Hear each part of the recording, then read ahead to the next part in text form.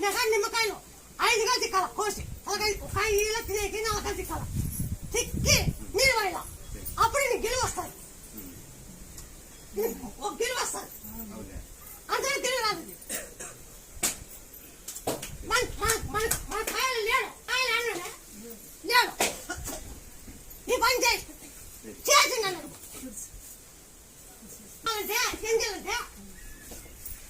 బంకీరాకు ఎల్లిపాయి మిరప గింజలు మేకపాలు ఒక 20 కిలో 40 కిలో తగ్గచ్చు 40 కిలోలు వాయువాలంటే చెప్పు ఏమాకు చెప్పు 40 కిలోలు ఈ వాయువాలంటే ఈ వాయువాలంటే చెట్టాకండి మేకపాలైతే బిడికిపోతుంది ఆ పాలైతే లేట్ పోతుంది అది చెట్టు తిని తింటారు